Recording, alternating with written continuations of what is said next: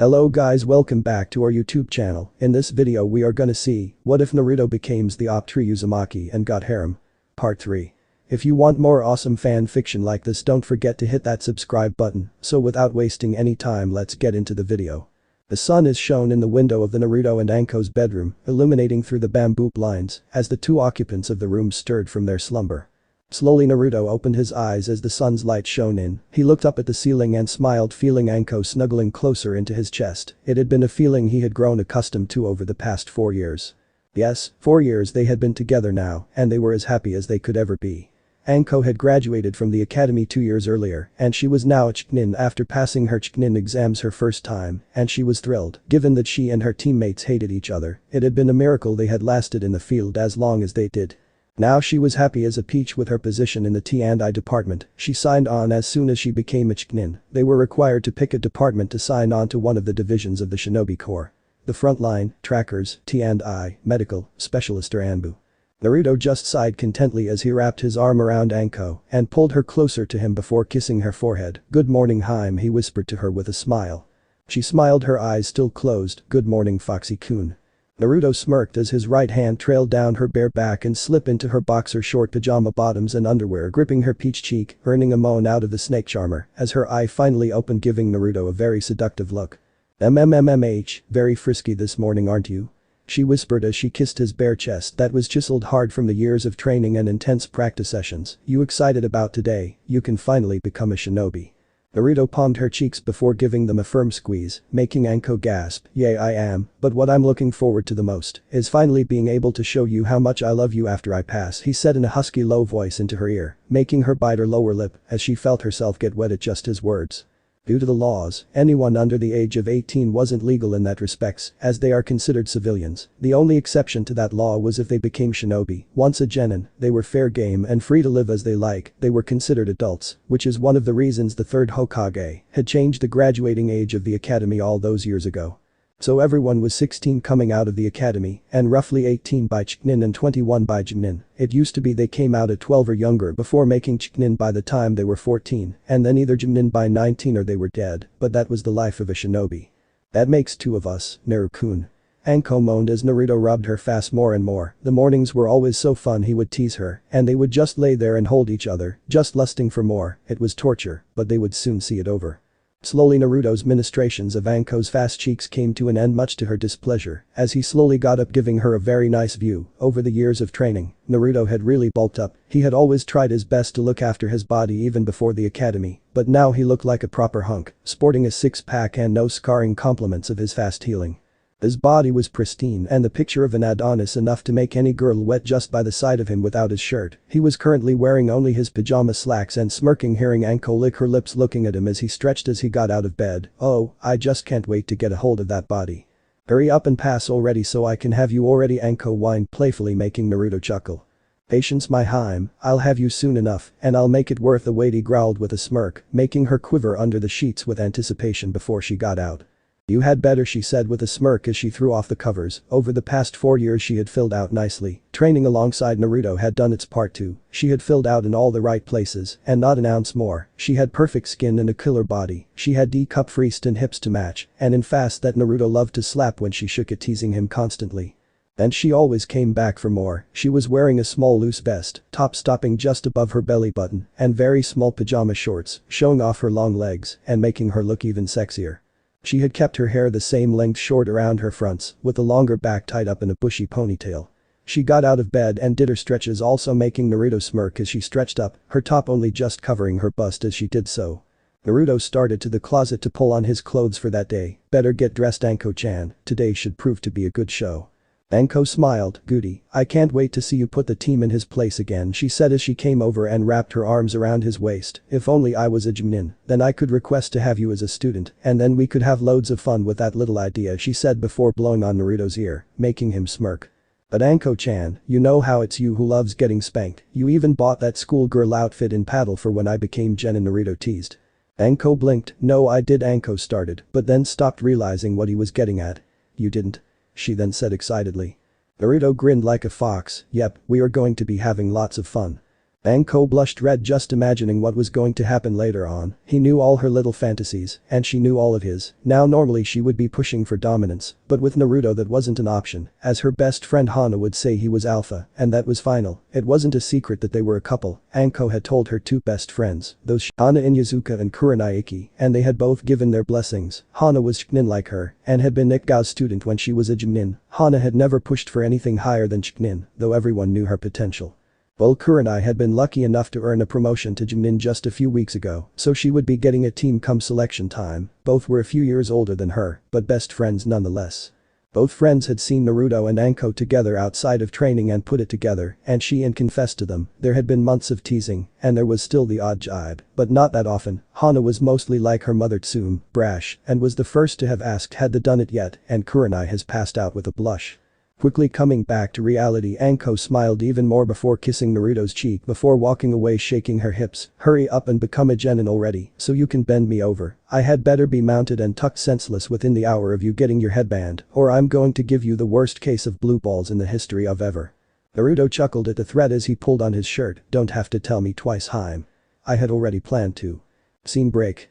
Naruto walked down the street to the academy, knowing he had plenty of time as he recalled the past 4 years that had been the best years of his life. First he had met his girlfriend, Anko-chan, who loved him and he loved her. He had found out why he had been treated the way he had, and he had grown stronger for it. He found out he was from 2 clans. Which he planned on bringing back even if he didn't see it in his lifetime, and what made it better was that Anko didn't have a problem sharing him. She knew he was going to bring his clan back, and in order to do that he needed multiple wives. As much as she would want to attempt to fill those roles by herself, she knew she couldn't. But she would settle for being the head girl in his soon-to-be harem. The day he would become a shinobi, and he knew he would become one easy. He had spent the past 4 years in extreme training, under both Ikgao-sensei and Height-sensei, and at his request, they ran him into the ground each and every time. For course due to his healing factor, he was fine the next morning after a good night's sleep and 6 bowls of ramen with side orders of dango. He had become extremely strong over the past 4 years, although he never nearly used all his strength and had put measures in place to limit himself when out of training. These were the weight and restriction seals he had on his body since he started training all those years ago. He had now increased them all to the extreme. He found his body could adjust after just a few days. A cane that informed him it was his healing factor at work again. As he strained his muscles, they healed and became stronger for it. This resulted in him having to increase his weights every week to get the same results. Now he was currently walking around with 3,000 pounds on each of his limbs and then 5,000 on his chest for a total of 17,000 pounds total. On top of that, he had also upped his restriction seal twice in the 4 years. He was now walking around with it set at level 4, which was like pushing through quicksand, and he had kept these weight and restrictions on all the time and never took them off in public, so no one really knows how strong and fast he is. He knew he could just up the weights more and increase the restriction seal again, but he had left it be as he didn't see the point in upping it as he didn't need the extra training. He was getting plenty of that. In the past 4 years he had learned each of his clan's jutsu, and they were just as powerful as the first, and had the same restrictions on them as it. When the Hokage had seen their strength, it looked as if he was going to have a heart attack, and Naruto could clearly see why they were Uzumaki-style techniques. He could only use them about 20 times at full power before he reached his limit, while regular jutsu, he could fire off over 100 and not feel the drain. They were indeed extremely powerful. He could have easily learned more that were stored in his family's scroll in the Hokage's office, but he had opted against that and only learned the Kenjutsu and Taijutsu forms. Thinking out if all the ninjutsu were as powerful as the first 5, then he still couldn't use them outside of training till he graduated, so there wasn't any point in learning them yet. As such, he had put more time into advancing his Kenjutsu and Taijutsu to the point where he could easily take on both his senseis at the same time for 3 hours straight while he had his seals activated. Speaking of seals, Naruto's skill in them had increased as well. He had completed the next 3 scrolls in the series and was currently reviewing them before starting the 7th volume. Book 4. Intermediate 1 covered extra large explosive tags, small chakra suppression seals, medium chakra storage seals, and even specific nature chakra storage seals, C rank strengthening and reinforcement seals, and it covered how to link 4 seals together in an array for different results. After which the Hokage gave Naruto a gift which was Kenjutsu Language 101. It explained the whole Kenjutsu structure and helped Naruto to understand the seals better and allowed him to start experimenting with some of his own seals. Under the supervision, of course, he was still learning. Book 5. Intermediate 2 covered extra large explosive tags, medium chakra suppression seals, extra large chakra storage seals, and large specific nature chakra storage seals, B rank strengthening and reinforcement seals, and it showed how to increase a seal array by 1. Adding the extra features of showing how to create a prisoner capture scroll that would serve as easy means of transportation for any enemy shinobi or the like he captured alive on mission. One thing Naruto was happy to learn was he finally started to learn how to use barrier seals, even if it was weak level ones he quickly applied them to his apartment so that no civilian had a hope of entering. Book 6. Intermediate 3 covered XXXL explosive tags, which had the potential to blow up an entire building with just one of them, large chakra suppression seals. It had started on how to chain chakra storage seals as a way to increase their capacity, up to 3 seals at this point, along with XL specific chakra storage seals and A rank strengthening and reinforcement seals. And it showed how to increase a sealing array by 1 for 6. Seeing Naruto had advanced so much, Hiruzen decided to give him one of the books his father had written, Genjutsu and Combat 101. Naruto read that book 100 times over by now, and it was the main reason he had yet to move on to the other scrolls. There was just so much in it to learn, and on top of that, he had begun his own side project in secret for his own combat seals, making him even more lethal, but at his current level, the seals were still months if not years away from completion. He had found another book on trigger seals which he knew would be brilliant for his pranks that he could activate from afar and never get caught. There was also the section in the scroll that covered weak paralyzing tags that paralyzed its target for 5 minutes when applied and activated, which he knew would come in handy eventually. Naruto had even increased the level of his barrier strength, doubling its strength. Even Anko was caught off guard by it until she resorted to using her summons to break it. It was still weak but served his purpose of deterring any disgruntled civilians. The rest of his skills had grown to match the rest of his body, as both his senseis had graded him to be at least high Jonin on all his skills, except for Genjutsu. He could never get that down, even with all the time he put into his chakra control. The small amounts of chakra required in Genjutsu are impossible for Naruto to draw out on their own. Needless to say, the Hokage had predicted that and so didn't count that into his training at all, although due to him possessing the Kikbi in him, he could never be put under Genjutsu, which made up for his lack of skill in that area.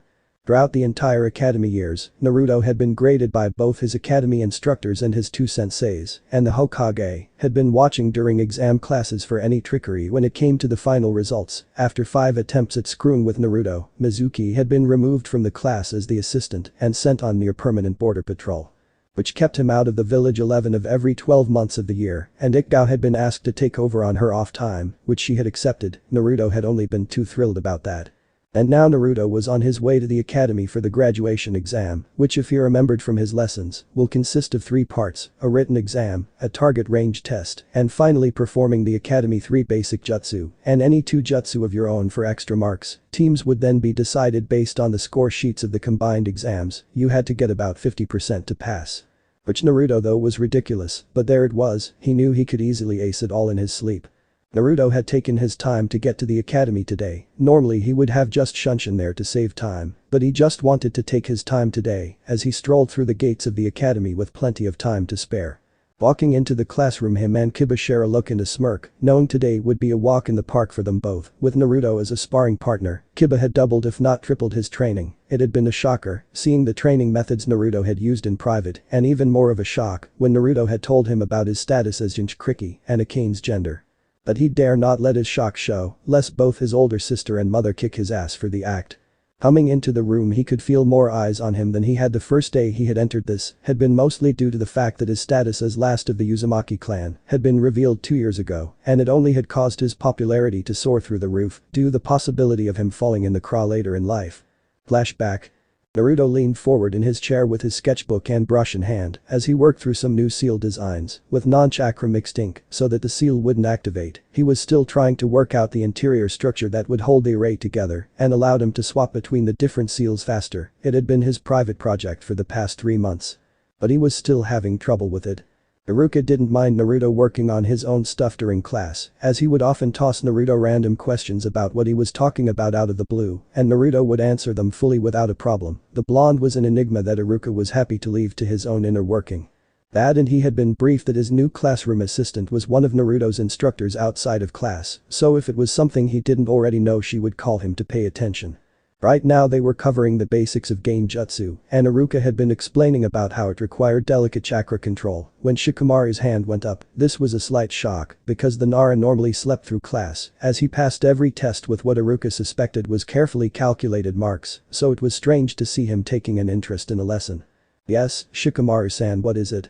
Shikamaru rubbed the back of his head lazily. I'm just curious, sensei, when will we be covering the more advanced stuff, like what Naruto mentioned on the first day of term last year? All we've covered for the past year and a half is the 3 jutsu basics, on top of some other troublesome lessons. When are we going to learn about the likes of Genjutsu? From what I've read, being able to make your own tags in the middle or before a fight might come in handy. This got Naruto's attention as both he and Ikka smirked. Iruka just sighed as the question. The academy only covers the 3 basics of being a shinobi and other information you might need on the field. Such skills like Naruto's Kenjutsu and Fukinjutsu are both advanced skills that you can learn after you become a shinobi, or you take an interest and learn yourself through special channels with skilled instructors, Iruka explained. Then Sakura decided to voice her opinion, but then how does that blonde baka know all about Fukin whatever and not the rest of us, especially Sasuke-kun, what makes that baka so special? She said, wanting to yell, but her seal was active. Iruka frowned hearing Sakura insult Naruto. It's because Naruto has taken the time of his own to learn those skills to better himself for when he becomes a shinobi, skills that could very well save his life. Sakura, you would do best to take an example and do the same. Sakura was going to reply but thought better and bit her tongue before doing so. Sasuke, on the other hand, wasn't so clever. Whatever, they're useless skills developed by a bunch of worthless nobodies as an excuse or attempt to fake real power. No wonder they aren't even taught in the academy. What a joke. Hearing that, Ikkao's and Iruka's eyes widened knowing who the creators of Genjutsu were and were both about to reprimand Sasuke for the comment when a snap was heard from the back of the class where Naruto sat.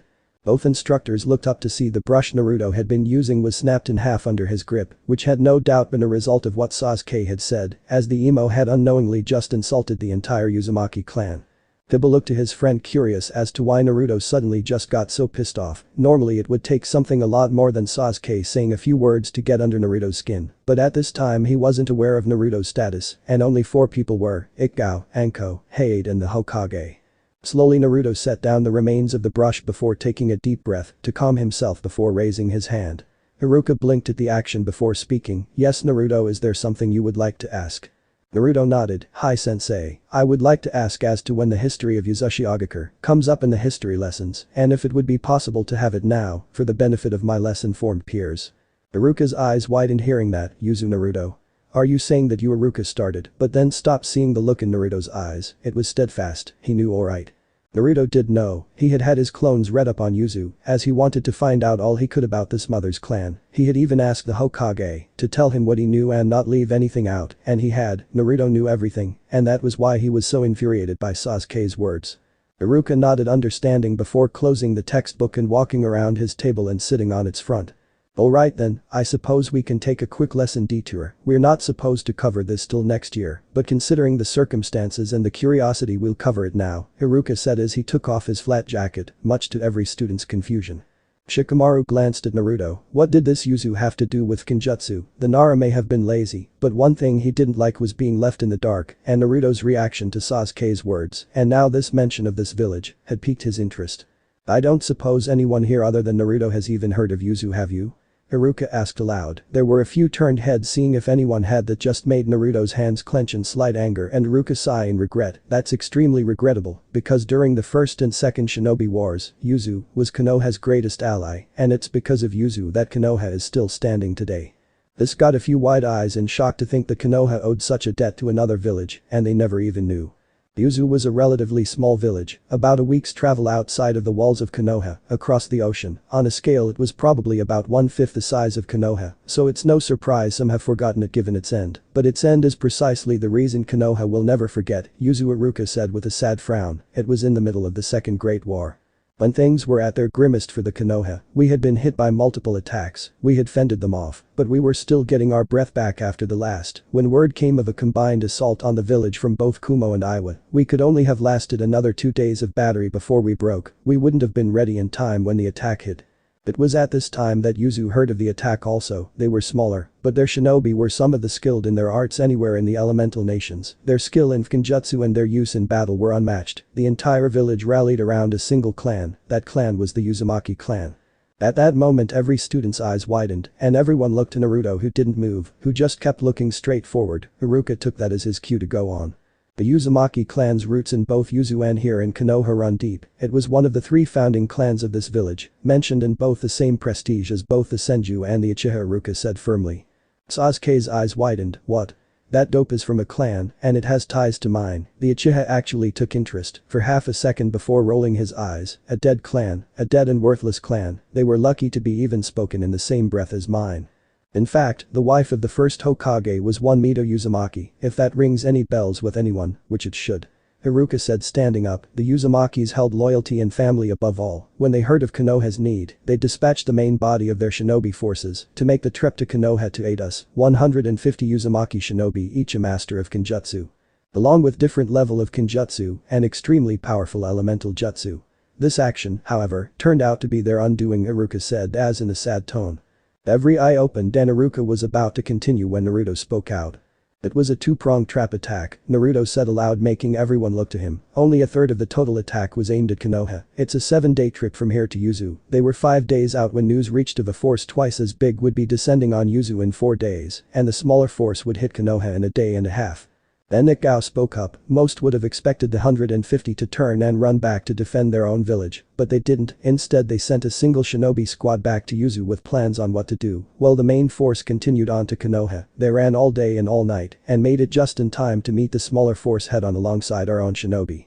The battle was bloody and lasted for several straight hours, but as soon as the battle ended, forces of Yuzu turned on their heels and started running again. Not a single Uzumaki entered the village. They didn't stop for thanks or rest. They turned and started running back to Yuzu. But what was the point? Asked Shinji. Yuzu would have been destroyed by the time they got back.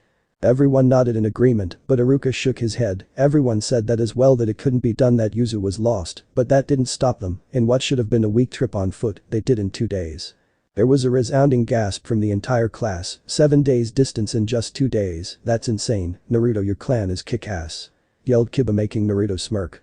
Indeed they were. They met the larger force head-on exhausted. 100 plus Uzumakas versus 5,000 Iwa shinobi and 5,000 Kumo, Haruka said in a grim tone. There was silence in the entire class. That's 1 to 100 odds. There was no way.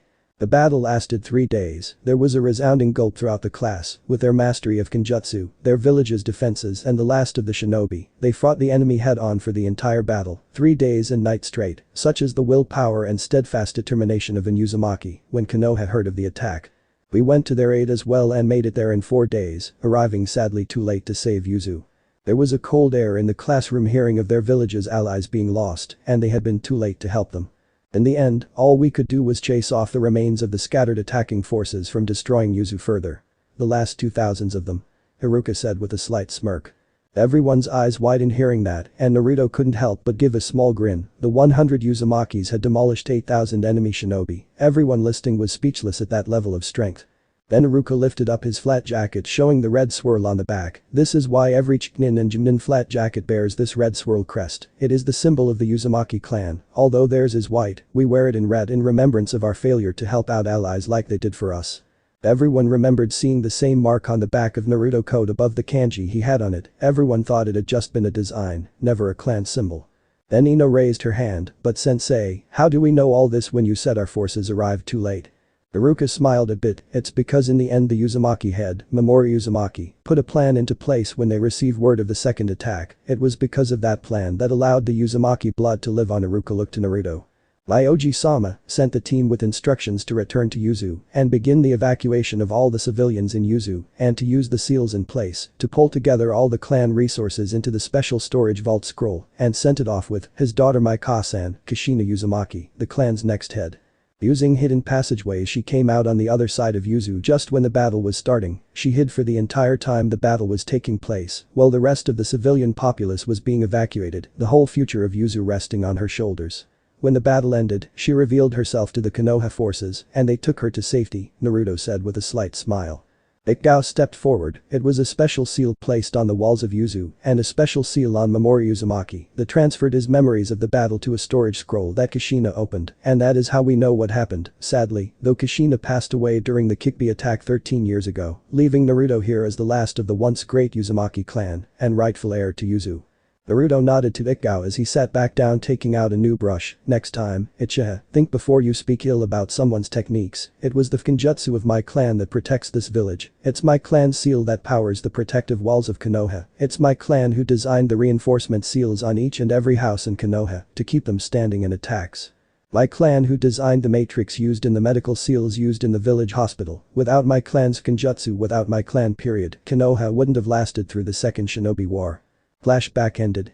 That day Kiba's respect for Naruto had gone even higher. It had also been later that day that Naruto had told Kiba about a cane, which only pissed him off, realizing why the civilians had been looking at Naruto like they had, and only served to make him want to rip their throats out for their stupidity. Of course, it was the next day that his fan base increased and that he had noticed that Ino had started blushing when she was around him like Hinata did. Naruto had been no fool, he knew what that meant, but he wasn't sure on either of their reasonings for their feelings, whether it was for him they love him or for the power it would bring their clans. Naruto wouldn't be making any move until he was sure. Naruto simply walked up and took his seat beside Kiba, giving the dog boy a bro fist with a grin. "Be ready to ace this, Naruto." Kiba grinned. Naruto smirked, "Do you even have to ask?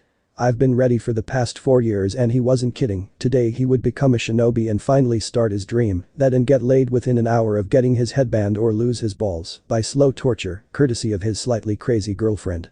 After a few minutes, the door opened into the classroom and both Iruka and Ikao came in and stood at the front of the classroom. "Welcome everyone, today is the day that you all find out if over the past 4 years you have acquired enough skill to be called a genin shinobi of Konoha," Iruka stated proudly. "As you all know, there are 3 parts to this exam, written, target and practical," Ikao said aloud before lifting a stack of papers from the desk and starting to hand them out. "This is the written exam, you will all have 1 hour to answer all the questions and show your methods in doing so. This exam is worth 40% of the overall marking upon graduation," Iruka said as Ikao finished handing out the papers face down on the desks and returning to beside Iruka. "When we tell you, you may turn over your exam papers and begin," Ikao said, putting her hands behind her back. "Good luck to you all," Iruka smiled as he looked at the clock as the second's hand came full. "Begin." Everyone turned over their papers and immediately Naruto knew something was up as he read through each of the first questions. These questions, there was no way in hell a genin could answer them, but then a smirk came across Naruto's face and he looked at Ikao, who had the same smirk. "Tricky sensei, very tricky, this looks more like a genin exam than a genin one. I'm still going to ace it," though, Naruto thought before looking back down and starting. 35 minutes later, Naruto stood up and lifted his paper before walking down the row and handing it to Ikao. "Finished, sensei, it was easy." Ikao smirked at Naruto. "That's good to hear, Naruto-kun, since you finished early, you can wait outside, everyone else will be along shortly." With a nod, Naruto walked out the door, a smirk on his. Walking to the new target area they had installed after Naruto's demonstration first day, he sat down and closed his eyes, deciding to take a quick snooze. The new range had been specially designed so that it could handle even B-rank jutsu being fired down it. The curved wall at the far side was 5 foot thick reinforced concrete with multiple reinforcement seals. It was curved at a slight angle so as to catch any stray jutsu and spread out the energy on impact. The range had also been increased. It could now accommodate a range of 70 feet and the targets had motors in them to move slightly with the older students. After another 20 minutes, the rest of the class came out and Naruto and Kiba smirked at each other as the kunai and shuriken crates were set down. "Alright, now unlike your first day here, this isn't just about hitting the target. Now that you all earned where the most venerable points of the body are, would anyone care to recite them if they remember? No bonus points, just a question," Iruka asked, looking the class over. Sakura raised her hand. 8 points, larynx, spine, lungs, liver, jugular, subclavian artery, kidneys, and the heart. Naruto finished for her, earning a glare from the muted banshee. Iruka nodded. "Very good, both of you. The way this passed of the test is marked is accuracy. You will pick and call out your targets before throwing. You can choose either kunai or shrunken for your throws. You will be graded on accuracy and power, and whether or not each shot is at lethal blow level. To make things harder, the targets will be at 70 feet and will be moving. This is what it takes to be a shinobi. You can choose as many targets as you want. Obviously the more you chose the higher your score possibility, but for each you miss you lose extra points. This is also about knowing your own limitations, don't overestimate your own abilities. Doing so on a mission will cost you your lives," Ikao said with no break in her voice. Once that was said, she stepped out of the way and the target portion of the exam commenced. Shino chose 5 targets and hit all 5. Jai chose 4 and hit all 4. Kiba stepped up confident, calling 6 and hitting all 6. All his training with Naruto had been paying off. Shikamaru, being Shikamaru, called 4 and got 4. Sai was next, calling only 3 targets and hitting them with ease. Naruto could tell he was holding back, but didn't say anything. Next, Hinata was up, scoring 6 for 6. Ino after her with 6 for 6 also. Sakura barely pulled off her 3. Sasuke had been smug and called 7 and hit 7 due to his hours of training and brooding. Until it was finally Naruto's turn to throw. Walking up, he had the box of kunai beside him and he looked down the range. The wind was light, the temperature was mild for the time of day, there was no headwind to mess with his trajectory. He just smirked as he reached for the box, taking out the kunai and setting them on the bench in front of him. 8 points, larynx, spine, lungs, liver, jugular, subclavian artery, kidneys, and the heart, Naruto called out, making some go wide-eyed at what he was saying. Naruto was going for all 8 in the whole of the academy's history that had only ever been achieved twice, once 9 years ago by Itachi Uchiha, the pride of the Uchiha clan, who was said to be the next Madara, but he ultimately turned out to be their downfall when he killed them all, except for his little brother Sasuke in one night before leaving the village. He was now classed as an S-class nuke nin to be killed on sight. The other had been 5 years before that by Kakashi Hatake, who was now named Kakashi the Copy Ninja and was an Anbu captain before retiring to Junin after a multiple successful missions and years. Most would have considered that amazing, but the reality of Anbu missions is they are dark and bloody. Ikao had told Naruto that most Anbu break after 5 missions at most. Or after 2 years of the lesser duties. Kakashi had survived 10 times that and had been Anbu for 5 years. She respected the man, and as did Naruto, though they had never met. And now here was Naruto trying to be the third in the academy books to take all 8 points. "Stop trying to act cool, Baka, we all know you can't beat Sasuke-kun," said Sakura, desperately wanting to yell, but with her seal active she couldn't. Of course she had a few supporters who were still die-hard Sasuke fangirls, but the majority of the class just glared at her. For all 4 years Naruto had aced everything. He was currently the top of the class, with Sasuke being second, and it was a well-known fact, but Sakura just refused to believe it, claiming every day he was cheating somehow. And it was the fact that it was that way that pissed Sasuke off even more, that the dope was somehow beating him. Iruka looked at Naruto. "Are you sure, Naruto?" he asked, only to get a nod from Naruto. Ikao smirked. "Let's see if you can do it. I know you've been practicing this for a while now, but let's see if you can put it off." Looking down range, Naruto took his breath as his target started moving. He grabbed his first 3 kunai and launched. Both lungs and heart hit hard as the metal of the kunai embedded into the wood. Wasting no time, Naruto grabbed another 2 kunai and launched them a few seconds apart. The first had more force, it literally spun the target as it hit the liver, as the second ripped through the neck area, showing the jugular was taken out. But the target still spinning, Naruto grabbed the rest of his kunai and threw them. The first whipped the head back as it pierced the underside of the larynx, as 2 other took out the kidneys. 3 other kunai shot wide, making Sakura and Sasuke smirk, thinking Naruto had missed. But all 3 kunai ricocheted off the back wall before hitting the spinning target, hitting the spin both at the lower portion of the back and at the base of the neck, as the third ripped through the side of the target's neck, where the subclavian artery was located, and all before the target hit the floor. Naruto stood up, in case anyone missed that, in order, both lungs, heart, liver, jugular, larynx, kidneys, and finally both upper and lower spine and subclavian artery. Penetration average of 3 inches. Diagnosis: target will bleed out in 50 seconds if treatment isn't given. He will be paralyzed from his neck down and will require multiple surgeries if he survives, which is unlikely given the one to the heart would have killed him, and he would have drowned with the blood pouring into his lungs or the poisons from his liver now seeping into his other organs. Total diagnosis: no hope in hell. He'll be getting up from that. Naruto finished with a smirk. He turned around to see the entire class in utter amazement. He had done all that in under 5 seconds, accuracy and precision, and then calling his hits in the order, which was insane. Naruto just looked at Ikao and Iruka with a smirk. Ikao just shook her head with her own smirk, holding in a slight chuckle, while Iruka was doing his best impression of a fish.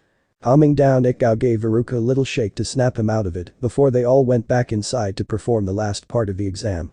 The entire class were out in the hallway, lined up outside the door, going in and coming out one at a time. Naruto, Kiba and Shikamaru got bored waiting, but luckily Naruto had brought a pack of cards and they were playing for an assortment of things: kunai, shuriken, smoke bombs and the like. Naruto was even tossing in some of his genjutsu tags. He could make more any time he wanted. And the 3 of them just kept playing while they waited. It was Naruto's turn next. Sasuke just entered the room, but a couple of seconds later there was a large roar of fire and intense heat from inside the room, but it died down quickly, which piqued Naruto's interest. Finally, it was Naruto's turn and he entered the room just after the Sasuke came out, headband in hand with a smirk. "Beat that loser," he said with a smug grin on his face. He walked in and both Ikao and Iruka smiled at him as he stood in front of them. "Just out of curiosity, senseis, what jutsu did Sasuke perform as his bonus jutsu?" Naruto asked as Ikao frowned. He performed a low-level, Kasai Hakushu, but it looked like it drained him. He had to take a chakra pill right after to keep from passing out, Ikao said with a frown. Naruto clenched his fist. That bastard, that was a clan jutsu. Oh, I'm going to raise hell for this, Naruto thought before nodding, a slight pissed off look on his face. I see, well let's continue, I'll deal with that at the end. Ikao nodded. Okay Naruto-kun, you have to perform the academy standard jutsu, henge, kawarimi and bunshin. Extra points will be awarded for attention to detail in the henge, substitution distance, and the number of clones you can create. Begin when you're ready. Naruto nodded before bursting into smoke only to be replaced by a perfect Iruka henge. Iruka got up and looked the henge over and saw that Naruto had everything spot on, the number of bandages around his leg holding his kunai holster in place, even the correct color of socks, and the blade he kept in his boot. It was a perfect henge. Very good Naruto, full marks, Iruka said, pleased at Naruto's work, but what happened next was a shock. The henge patted Iruka's back when he was standing up from the inspection. It was solid, not an illusion, and what really caught him off was what he heard. Thanks, Iruka-sensei, Naruto spoke, only sounding exactly like Iruka. It was a perfect copy. Naruto, how did you? Iruka started but stopped when Naruto dispersed the henge with a smirk. That would be my own jutsu, it's been called the perfect henge, it's to do with my density of chakra, what makes my henges solid, and then extra chakra to the vocal cords to change the voice slightly. We suspect it's because of my tenant, Naruto said, making Iruka look at him wide-eyed. Naruto, you know about the seal? Iruka asked in shock. Naruto nodded, since the beginning of the academy, and don't worry, Hokage Jiji knows, he was the one who told me, and Ikao-sensei was present when he did so. After that a lot of things happened, and she and another who I still can't say because the mission is still ongoing, began training me, as you already know. Oh okay then, best to get back to the exam, then substitution next, Iruka said, getting past the fact that Naruto had known the supposed secret the whole time he was at the academy. Naruto nodded before disappearing into a plume of smoke, replacing himself with the practice dummy that he had brutally destroyed out at the target range. That was a good 150 feet away and 2 floors below. Both sensei marked down full marks with creativity. After a few moments, Naruto had returned to the room and the target dummy had been taken out of the room. Alright Naruto clones, and try to keep it to the low double digits, no need to fill the building, Ikao said with a slight smirk. Iruka looked at her confused, but then it hit home when Naruto performed the cross-hand sign and then exploded into smoke, revealing all the chairs and the desks behind Naruto filled with clones, and not just any clones, solid shadow clones. Iruka blinked, rubbed his eyes and blinked again before sighing, should have seen that coming. Alright Naruto, now one jutsu of your own choosing for extra credit, not that you needed. Iruka smirked. Naruto pondered for a second, can we do this out in the yard? I'm wanting to show off, and doing this in here would probably blow up the building. Naruto reasoned as his clones dispelled. Iruka sighed and Ikao giggled, sure why not, Iruka said before tossing him the headband, may as well take that you've already aced this test and made everyone else in the class look like, as Kiba put it on the first day of term, chumps. Naruto grinned, great, I'll meet you out there, I just need to give Jiji a heads up, Naruto said before disappearing in a leaf shunshin. Scene break. Both Ikao and Iruka walked out into the yard to wait for Naruto to arrive. They hadn't long to wait as he landed the next second with a smirk on his face. Sorry about the wait, I had to convince Jiji to let me go all out on this one while in the village. Ikao blinked at that, you sure you need to, Naruto? Naruto smirked, of course I do, I need to show some people how to perform certain jutsu the right way, I hope everyone is watching. Naruto called only for them to look around to see nearly the entire class was glued to the windows looking out excited to see the show, making both sensei chuckle. Naruto smirked as he took several steps back and held his hands out to his sides. Okay ladies, this is what a real Kasai Hakushu can do. Naruto yelled before colliding his hands together aiming at the sky. He wasn't holding back and it showed a lot. The fire chakra in Naruto's palms collided and the second combustion took place. The roar of the flame defended all. It was over 200 feet high and a roaring blue, showing the intensity of the heat. The result of which caused a massive updraft, sending a wave of air out from Naruto's center, which knocked both Ikao and Iruka on their backsides as the roaring flame continued to burn for the next 15 seconds before Naruto cut the chakra, extinguishing the flame immediately. Naruto smirked looking at the slack-jawed expressions on the entire class's face. Even Sakura, Hinata was wide-eyed too, but when she saw Naruto looking in her direction, she blushed, as did Ino, and the number of people doing the fish out of water impression jutsu was the total result, with one brooding emo gnashing his teeth in rage at Naruto, making his jutsu look like a literal firecracker compared to the pillar of roaring flame Naruto had just done with ease. Naruto just looked at Ikao, just out of curiosity. Ikao-sensei, you would know, what is my highest recorded flame height and duration? Ikgao smirked, like you forgot, 270 meters tall, for a length of 50 seconds. Naruto grinned, no he hadn't forgotten, and what would you have measured and timed Sasuke's at for his test? I'd say no more than 4 meters and lasted maybe 3 seconds, Ikgao said with a smirk. Naruto grinned before cupping his mouth, hear that Sasuke, not only is mine 500 times bigger than your, I can last over 10 times longer, I wonder what else that applies to.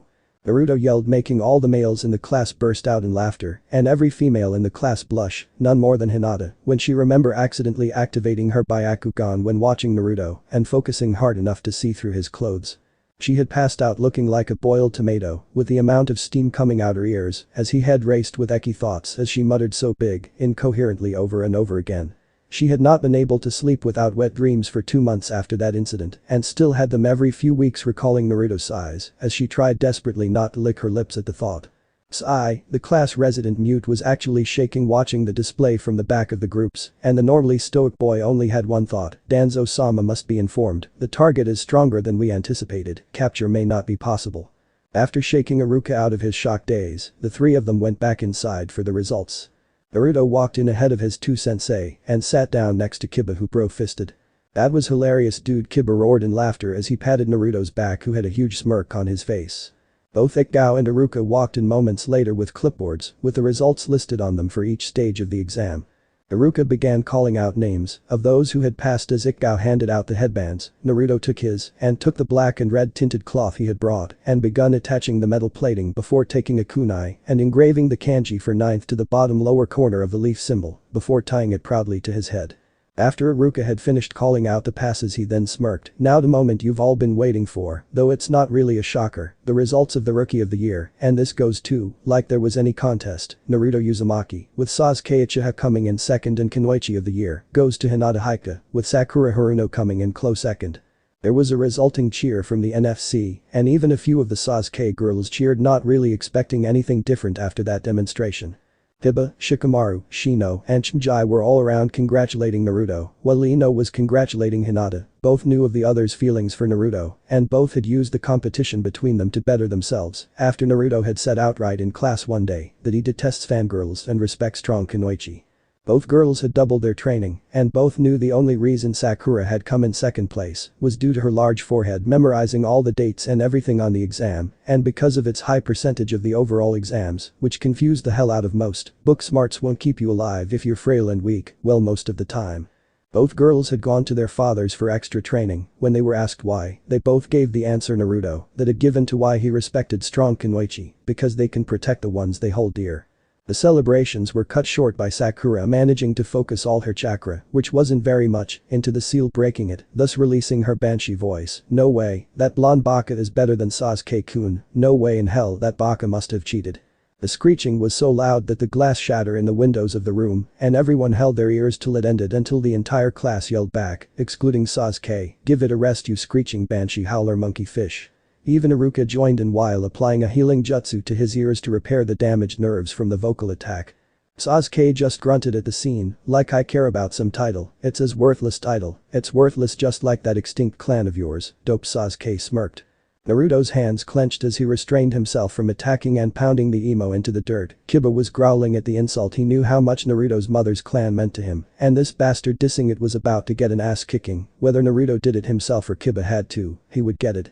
Everyone else in the class just glared in anger at the last Uchiha, except for Sakura. Even the other Sasuke fangirls glared at him, the minor feelings for him gone, and with it, only Sakura remained devoted to the last Uchiha.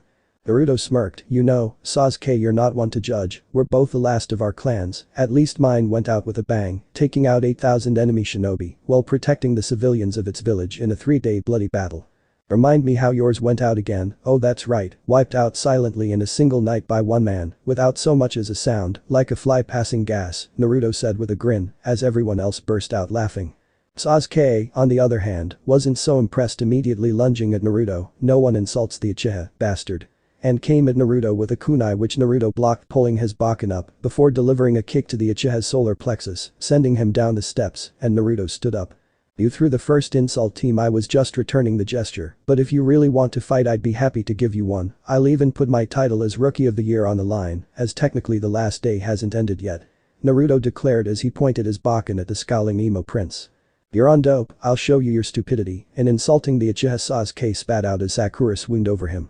The entire class face-palmed. The pinklet was as hopeless as the emo, and Iruka shook his head. "Alright then, let's get this over with, everyone out to the pitch for this match for Rookie of the Year," he said, gesturing to the door.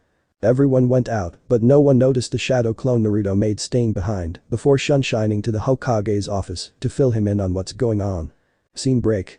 Everyone started going out the doors to the main yard, and not surprisingly the parents of most of the students were there. She still had a kind heart, but a strong outer which Hiashi couldn't be more proud of. He had managed to placate the Haikyuu elders in waiting till Hanabi's graduation in 4 years' time to put the seal on her, as Hinata was the current heir to the clan head seat. It was all he could do to buy time to find some way to save her from the fate his brother had of being branded by that seal. And the way that his nephew had on Hinata's 4th birthday, had Hisashi been there he would have stopped it, but he had been too late, and the seal was permanent until death, there was no way to remove it. The Noichi had shown up for Ino as well. He had been very pleased when she had stopped fawning over the Uchiha boy. He had never liked him, and finding out she was now focusing on Naruto and Naruto had said something to make her want to train harder. He was over the moon and would be indebted to the boy for this. However, both fathers and everyone else there grew curious as to why the class was going over to the sparring area. Hiashi came up beside Hinata. "Hinata, what is going on? Have the exams not finished yet?" Hinata looked at her father with a smile, something she had been doing a lot more of. "Hi, Tusama, they have. I was announced Kunoichi of the Year, and Naruto-kun was giving Rookie of the Year." It wasn't the fact that Hinata had been top of the Kunoichi that had shocked Hiashi, and it wasn't Naruto being Rookie of the Year that shocked him either. He had heard of the blonde continuously dominating every class at the academy, so that was no shock at all. It was the suffix she used when she mentioned him, and at that Hiashi smiled. "Oh, it's Naruto-kun, is it?" he said with a victorious smirk on his face. Now at least he knew who to thank for Hinata's determination and newfound will to improve. He would definitely have to thank Naruto, though, judging from the stuttering and the redness of Hinata's face, she would be giving him thanks herself one day, and that made Hiashi chuckle mentally. "You're exactly like your mother, Hinata. Full of love and so caring to those who you love, and if you're anything like her and the other Haikyuu ladies in the bedroom, Naruto is going to have his hands full one of these days. But should he even try to hurt you, the blonde will know what it's like to have every chakra point of his manhood sealed shut forever. Of however long it takes for cut off the blood flow and make it shrivel up and fall off, which if I remember is 4 days. "Hi, Tusama it is," Hinata responded, fighting back her stutter and blush as she spoke. "The entire class is gathering to watch a spar over insults thrown in class. Naruto-kun fighting Uchiha-san." Uchiha-san started the insults by calling Naruto's clan worthless, and Naruto responded by saying Hinata started, but then she was cut off when Hiashi stopped her. "Hinata, did you just say Naruto is from a clan, the Uzumaki clan?" Hiashi asked, eyes widened. Hinata nodded. "Hi Tusama, I did. We found out halfway through the 2nd year shortly after Ikao-sensei joined us. Naruto's mother was the survivor from Yuzu, who came here to live after her clan perished." Hiashi's mind was racing. It had all made sense. He had been part of the squad that had found Naruto after the sealing with both Kushina and Minato outside of the walls when he had served his time as Anbu. He had been in Minato's squad as genin, and the two of them were close, so he was one of the 12 who had been invited to the wedding. He had thought that the hair and eyes were just a side effect of Minato sealing the Kikbi and the boy like his whisker marks, and he thought that the Uzumaki name had been due to Kushina not wanting her name to die out. He hadn't seen her in 9 months. But that was normal. Shinobi often took long missions that could last for extended periods of time, and sometimes friends didn't see each other for years because the time they were in the village didn't match up, but that had been the life, but now it had all made sense. She had been pregnant and Naruto was Minato's. How he had let it slip by him for so long he had no clue. "I'm a fool," Hiashi muttered to himself, barely audible. Hinata blinked. What was that, Tusama?" she asked, not hearing what he had said. Snapping himself back to reality, knowing he would have to have had a long talk with the Sandaime about crucial secrets afterwards, he filed that way for later. "Nothing, Hinata." Now what exactly was said? What was this argument? After several seconds of Hinata relaying what had happened in the classroom, Hiashi was doing everything in his mind not to go over there and pound the Uchiha himself. "Well, let's go watch the ignorant boy get his beating, then shall we? Insulting such a clan as the Uzumakas is most foolish, and if Naruto-san is anywhere near as powerful as his ancestors, the Uchiha will not win." Ino and her father had had a similar talk at the same time. Needless to say, Inoichi was shocked to hear that Naruto was from a clan and Kushina was his mother, but it had answered the question, where had that fire jutsu came from all those years ago? It was in Uzumaki jutsu, and they were renowned for being strong and taxing on chakra. He knew Minato from the academy, and they often had words. He was just assigned second head of T&I when Minato became Yondaime, and he figured something had been up when the child the Kikbi had been sealed in came back looking like him, and with the last name Uzumaki, he had his hunches, and this had just confirmed it. And now needless to say both fathers were mentally plotting how to arrange marriage contracts for their girls and Naruto. As the groups all gathered around the ground and Naruto and Sasuke walked out into the sparring arena, both Tsume and Hana made an appearance. Both were wondering what all the fuss was about when they saw it was Naruto versus Sasuke and smirked as they came up to Kiba. So what the pompous brat do this time to earn himself a beating, and what was with Naruto-kun firing off that fire jutsu earlier? He spooked half the dogs in the kennel without a barrier when they felt the chakra spike, Tsume asked, crossing her arms. Kiba looked at his mother. Well, the jutsu was Naruto putting Sasuke down in a big way after the thieving bastard had attempted to perform his own piss-poor version of it, which pissed Naruto off in a big way, it being one of his clan's jutsu and all. Tsume's eyes widened hearing that, and she grabbed Kiba's shoulders and turned him to her, glaring at him. What do you mean, Naruto's clan? The last Uzumaki died in the Kikbi attack. Besides, weren't all Uzumaki redheads? Kiba looked to his mother, who was normally this pushy on stuff like this, and it was scared him a little. Yay, that's what Naruto said as well, but he said he gets his hair and eyes from his dad. His mother was the only survivor from Kushina Uzumaki. Tsume's eyes bulged hearing that and she looked at Naruto. He's alive, she said, looking like she had seen a ghost before she covered her mouth, as her eyes rimmed with tears, before looking like she wanted to kill someone. Kiba was worried now. Ka-san, what's wrong? What's got you so upset? Tsume took her hand away from her mouth as both of her hands formed fists. Kushina was one of my dearest friends, the Uzumaki clan, and the Inyazuka both held each other in high regard, as we both had the same motto, loyalty and family above all. There was a bond between our clans that stretched back generations. When the Uzumaki were all but wiped out in the Second Shinobi War, the entire Inyazuka clan held the mourning ceremony for them. I became good friends with Kushina in the weeks that followed, and even afterward when we were both pregnant again around the same time. You were born first, and Kushina was still expecting, but I had gotten word that she and the baby had died. I cried for days over the loss of my friend and her child. Kushina had asked me to be her child's godmother, and I had asked her to be yours. Before it all, Tsume said as she slowly started to shake with rage. Her fang and claws grew out. I'm going to fucking murder those bastards at the next meeting, she growled out in anger. Kiba's eyes widened hearing that. He hadn't known the Uzumaki and Inyazuka were so close. He had never told anyone else about Naruto's clan, mainly due to the fact when he asked Naruto more about it, he had said to keep it to himself, that if the council found out he knew about the Uzumakis and that he was Kushina's son, it would bring up questions he and others weren't ready to answer yet. Hana's eyes grew wide hearing that. She had a few memories of Kushina when she was a child, and she had also cried hearing that Kushina and her child had died in the attack. Emotions running high, all three Inyazuka could only do one thing, and that was yell, kick his ass Naruto. Naruto smirked hearing the Kiba's family yell, and he couldn't help but mentally yell back, you got it. As he clenched his fists and his knuckles popped as he rotated his shoulders flexing up, he was actually going to put effort into this fight. It was his time to show everyone just what he was capable of, and Sasuke would be the lucky punching bag that he would be demonstrating on. Naruto smirked as he walked onto the practice area, and he felt the memories of his shadow clone come back to him, and then a second later the Sandaime arrived at the side of the ring with two of his Anbu, one in a white boar mask with a single red stripe down through its left eye, and one in a white hawk mask with a yellow stripe from the bottom to just below its right eye. Seeing the third fire shadow appear in a swirl of leaves, everyone bowed their heads to him in respect as was custom, except for the last Uchiha who just grunted. Hiruzen raised his hand gesturing for everyone to return to normal. Relax everyone, I just came to watch the match. I understand that certain things were said that could leave a bad taste in some's mouths, so I figured I had better come to make this an official match, so that no one decided to try and get payback for an allied clan being insulted at the end. Hearing that, all three Inyazuka pouted a little, miffed that they wouldn't be able to beat the shit out of the Uchiha themselves, but decided that Naruto would do a good enough a job of it for all three of them. Naruto smirked, looked to the elderly Hokage, and gave a small bow. I'm a genin now, Jiji, he said with a hidden meaning. The elderly Hokage nodded back, that you are my boy, that you are, go ahead. Naruto grinned like a madman. Well, at the side of the ring, Kiba's eyes widened. He's going to take them off, he said below his breath in shock, making Tsume and Hana look to him in confusion.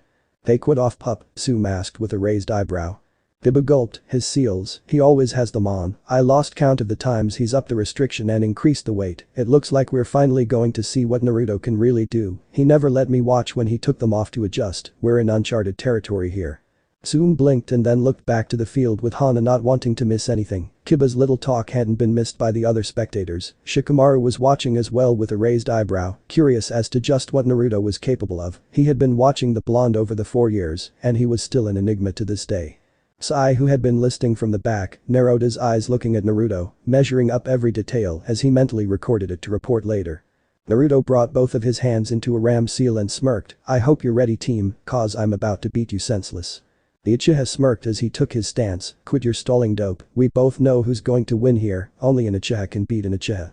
Naruto continued to smirk as the Uchiha talked, before he closed his eyes and muttered a single word, "Kai," as he felt his weights and restrictions instantly drop and every muscle in his body relax. He hadn't dropped his weights in a while, so it definitely felt good, as he began to rotate his shoulders and move his limbs, so light, oh this was going to be so much fun. Naruto slowly dropped back into a loose stance. Over the years he had expanded his styles and learned more than just his clan style. He had begun working on his own style 2 years back, but had yet to put it fully into practice, but now was as good a time as any. He held both his arms loosely as his stance widened, his fists balled and his right foot raised at the heel like he was taking a sprinter's stance. Iruka raised his hand at the side of the ring and looked at both teams before nodding and dropping his hand, Hajime. No sooner had he said it, Sasuke shot at Naruto at full speed. In the 4 years he had gotten much faster and was now much stronger, but not strong enough. He flew at Naruto and came in for a spinning roundhouse kick on Naruto left, but Naruto was just waiting for Sasuke to come in close. Bending his left leg slightly he smirked before he did something that made everyone do the fish out of water jutsu. With a single one-leg hop, he shot of the ground into a leap, throwing himself into a backward somersault, while at the same time twisting himself and throwing his right leg into a kick aimed right at Sasuke's face, and all in a split second before it made impact. Whack. The impact was made, and the Uchiha was sent crashing to the ground in a rolling skid as Naruto continued his backflip before landing with gentle ease and a smirk still present. Sasuke was rolling on the ground clutching his head in pain from the kick as Naruto crossed his arms. "I hope you're paying attention Uchiha. This is the one style that your Sharingan will never be able to copy, as no matter how hard to try without the right body it's impossible." With the pain subsiding, Sasuke stood up and spat the blood out of his mouth as he glared at Naruto. "What are you talking about dope? There's no style the Sharingan can't copy." Naruto shook his head, "Not my style, I developed it for that specific reason in mind, without the exact training, you can never use my style, it's based on the Uzumaki Taijutsu style, focusing primarily on kicks and rapid powerhouse attacks, but it has one crucial difference." Sasuke snarled and sprinted at Naruto as he pulled out a kunai for an attack, "And what's that dope?" Naruto grinned as Sasuke came at him, and he twisted his body slightly before speaking. "It's all in a single movement," he said before he threw his balled fist into Sasuke's gut with such speed he was just a blur. Sasuke's eyes bulged and he lurched forward from the impact, but he didn't even have time to get his breath back before a second fist impacted his gut, and then a third, and then a fourth, followed by another and another, they just kept coming. The fourth one came stronger than all the others, and this one sent Sasuke flying and rolling heels overhead in a backward skidding roll, before landing in a heap 10 meters back. Naruto stood with his fist outstretched in the same stance that he had stood in throwing the first punch, and everyone watching was looking on in confusion at what they had just seen. For the 5 seconds after the first impact it looked like Naruto hadn't even moved an inch, but yet Sasuke was launched so far, compared to the slight movement Naruto had just made. When in reality he was moving too fast for the naked eye to see and delivered multiple punches to the Uchiha's gut in the blink of an eye. Lowering his stance, Naruto smirked, "I've spent the past 2 years developing my style and building my body up in such a way to maximize its strengths. Each day I wore weights that would make it impossible for me to move, and then made it harder with restriction seals, adding to the pressure. All the time my muscles were being torn and shredded as I moved, but they healed over and over. Each time getting stronger than the last, and all the time I was pulsing chakra through them, strengthening them further. That is why my style can't just be copied. Without my body or training it is impossible to even attempt my style." The explanation got a few nods from around the area. He was right, it didn't matter if you copied the stances or got the movements down right. Without the muscles or the training that Naruto had gone through, the style didn't have the same power behind it. Sasuke growled as he stood up, "We'll see about that when I unlock my Sharingan, I'll just prove you wrong," then he said before weaving through his hand signs in a blur before taking in a deep breath. Pain. Bunkakik. Shimrai no Han, Fire Style. Great Fireball. Victory Flame, Sasuke roared as he spewed out a stream of flames at Naruto, who just stood there as the flames came at him. The crowd gasped as the flames grew closer. But Naruto smirked before he raised his right arm and then pushed it forward. It looked like it had taken no effort, but with a single thrust of his arm, the force of wind it created met the fire and overpowered it, breaking it apart before it made contact with Naruto, and then continued before it hit a very surprised Sasuke, who was sent flying backwards and hit the wall on the other side of the academy, causing a Sasuke-size crater, with a groaning emo prince in the middle of it whose head was spinning. Naruto crossed his arms. Give up yet, team? Sasuke pushed himself out of the crater only to fall flat on his face. The emo wasn't done yet, but his head was spinning, and his legs were like jelly. How is he this much stronger than me? I'm an Uchiha, I should be crushing him. Standing up, Sasuke smirked as an idea came to him. What's the matter, dope? Finally realize how worthless you and your clan are compared to that of the Uchiha. Yours couldn't even be considered a clan. Your whore of a mother probably just spread her legs for the first willing fool she could find. Hearing the insult, those who knew Kushina started releasing Ki as they glared at the Uchiha, each of them mentally willing Naruto to kick the hell out of him. Tsume fucking lost it. You fucking little bastard, how dare you? Tsume yelled as both Kiba and Hana desperately tried to hold her back, remembering the Hokage's words moments before. But at that moment he looked like he wanted to kick the crap out of the Uchiha himself for his words, but everything suddenly went to a dead screeching halt when a huge burst of Ki was released in the middle of the area as Naruto's hair shaded his eyes, and there were a few gulps around the area as the Ki spiked. You fucking bastard. Naruto yelled before launching at the Uchiha, who at that precise moment realized his plan had just backfired in a major way. Naruto took off at high speed, leaving a single crater from his footstep as he launched himself. He was so fast no one had time to think before a balled fist made contact with Sasuke's jaw and sent him skyward, launching him 30 feet into the air. Naruto bent his knees and launched himself up to meet him, creating another crater on launch. He came up to Sasuke, who had a glazed look in his eyes like he wasn't even there, but Naruto raised his leg high. Don't you ever. Naruto yelled as he dropped his leg on Sasuke's gut, firing him towards the ground hard. Sasuke hit the ground and bounced up as his eyes widened as he came back to a world of pain, only to see two slit red eyes glaring at him as Naruto was on him again, talking about my mother again. Naruto finished as he swung around and caught Sasuke's face with his boot hard and sent him shooting like a missile towards the wall he had previously hit, but this time he hit it with a crash and brought the whole wall and roof down on top of him.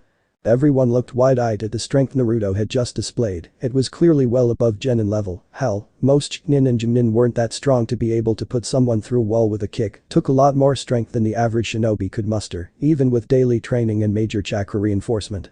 Naruto growled looking at the collapsed wall and the unconscious form of Sasuke inside as he slowed down his breathing, his eye returning to their calm blue. Naruto crossed his arms. Well, that didn't go as I was planning it to go, but the result is the same nonetheless. What now, Gigi? The elderly Hokage sighed, shaking his head. Not much else for it, Naruto my boy. Sounds like word of your mother has gotten to the ears of those here, so there are only the formalities left of the matter now. Naruto sighed as he flashed through a set of hand signs reactivating his weights and seals. Great, another meeting. Like I haven't been to enough of them in the past 4 years. You should have made me a counselor after the first 100, seeing as how I was the topic of every other meeting. It's like they've got nothing better to do than fish and whine about me. The elderly Hokage sighed. Yes, that it does, but this one shouldn't take too long, not with the evidence. Naruto nodded. It had better. Anko-chan has made some rather scary threats that involved a certain color, a period of undermined time, and my balls that I'd rather not have come to pass, so I've got half an hour. Let's get this going already, Naruto said, before turning to head to the council chambers. There was a mixture of various reactions around the practice field. Both Hinata and Ino were blushing up a storm hearing what Naruto had just said, both with a guess at what it meant, but both had a bit of jealousy at Anko having Naruto and sadness for not being with him themselves. Both Inoichi and Hisashi had slight smirks on their faces, however subtle, as they hoped Naruto would accept their coming propositions, well aware of the craw that would be placed on him, given his future clan status. The three in Yazuka were grinning at the state of Sasuke, all of them wanting to see that prick get ass kicked from the start. He had just doomed himself by insulting Naruto's mother. Soon when she heard of the future meeting half grinned half snarled. There were some questions that needed answering, and she was going to rip the balls off anyone who didn't give them to her. Sai, who had been watching with slight fear, but showing none, had bepised every aspect of the fight and had no emotion displayed whatsoever as he turned and walked out of sight of the crowd before diapering in a shunshin to give his final report. Shikamaru, normally lazy, had been watching intently, and what he had seen and heard had only brought him more questions than answers. How was Naruto this strong? That method of training should be impossible for normal people. Torn muscles take time to heal on their own, and even with medical jutsu to speed up the process. To do it to such an extent in the brief span of 2 years shouldn't even be possible. Just what was Naruto hiding? Sakura was mortified at what she had just seen. There was no way her Sasuke-kun could lose like that. It had to be a fluke. While at the same time her mother was wide-eyed at the event she had just witnessed, her eyes building as she screamed inside her head, "The demon has taken control. We're all going to die. Find your happy place. Find your happy place. Find your happy place." Time skip. This is not good, I'm late, so very late, Naruto thought as he stood in the middle of the council chambers, with an irritable twitch very visible in his eye. This was supposed to be an easy thing to do, but these bastards just couldn't get over themselves.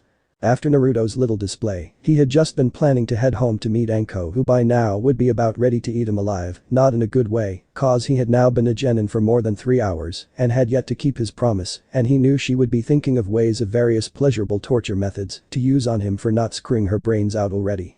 But it wasn't his fault. As soon as Naruto's little display was over, a council meeting was called by the Hokage to formally reinstate the Uzumaki clan back into Konoha, as both of them had been preparing for the past 2 years after Naruto had decided on exactly what he was going to do for his clan's future, but things were never that simple. As soon as he had arrived in the council room, the entire civilian side, Danzo excluded, were calling for his immediate execution. Half of them wanted it for what he did to the last Uchiha, and the other half wanted it just because he held the Kikbi, but they were all yelling that there was no way he was Kushina's son. The Hokage had then presented the blood test results showing a 100% match for Kushina being his mother, but even after they yelled that it couldn't be. "Are you bastards blind?" Tsume yelled in anger. "He is her son, and you bastards have been treating him like the plague. If she was here right now, you all would be pulp."